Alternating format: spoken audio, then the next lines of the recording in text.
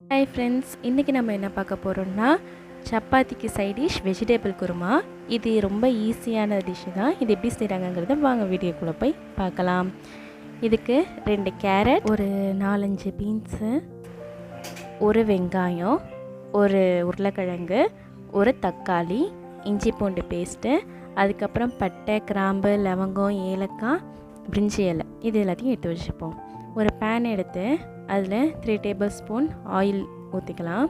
ஊற்றிட்டு இது கூட பட்டை, லவங்கம், கிராம்பு, பிரிஞ்சி இலை இது எல்லாத்தையும் சேர்த்து கொஞ்சம் நேரம் பொரிய விட்ருவோம். இதுக்கப்புறம் கொஞ்சமாக சோம்பு எடுத்து அதையும் சேர்த்துக்கலாம்.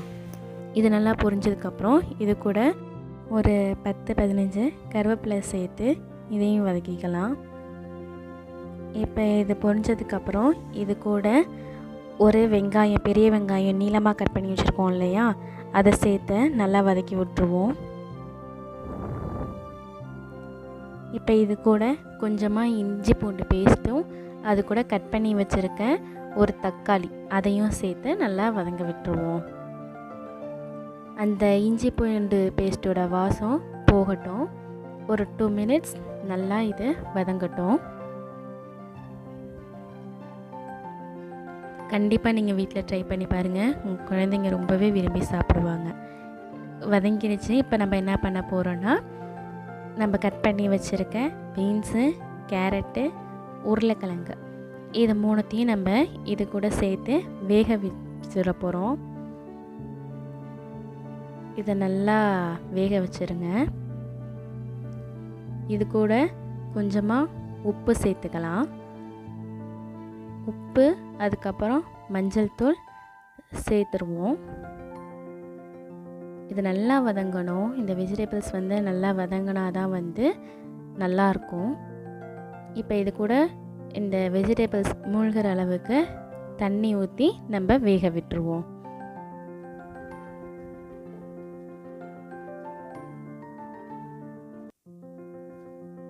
ஒரு 5 to 10 மினிட்ஸ் நல்லா வேகட்டும்.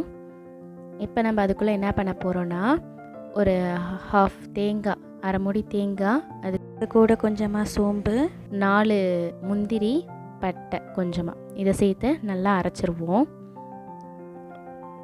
ஒரு 10 மினிட்ஸ் ஆயிடுச்சு. இப்போ நம்ம இது கூட மிளகாத்தூள், அப்புறம் மல்லித்தூள், கறி மசாலாத்தூள் 3த்தையும் சேர்த்து நல்லா கலந்து விட்டு இதோட பச்சை ஸ்மெல் போகிற வரைக்கும் நம்ம மூடி வச்சுருவோம்.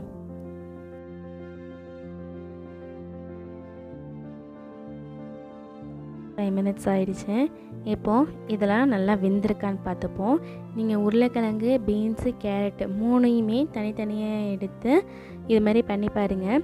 வெந்துருச்சுன்னா இது கூட நம்ம இப்போ என்ன பண்ண போகிறோன்னா, அரைச்சி வச்சுருக்கோம் இல்லையா தேங்காய், அதை தான் நம்ம இது கூட சேர்க்க போகிறோம். அந்த தேங்காவை விழுதை சேர்த்துட்டு அதில் கொஞ்சமாக தண்ணி ஊற்றி கலந்து அதையும் நம்ம இது கூட சேர்த்து ஒரு 10 நிமிஷம் நல்லா கொதிக்க விட்டுருவோம். ஏன்னா அப்போ தான் அந்த தேங்காயோட பச்சை வாசம் போகும். ஸோ நம்ம மூடி வச்சு 10 நிமிஷம் கொதிக்க விட்டுறலாம். அவ்வளோதாங்க, நல்லாவே கொதிச்சிருச்சு. கண்டிப்பாக இது எல்லாருமே விரும்பி சாப்பிடுவாங்க. நீங்கள் மார்னிங் பிரேக்ஃபாஸ்ட்டுக்கு கூட குழந்தைங்களுக்கு செஞ்சு கொடுக்கலாம்.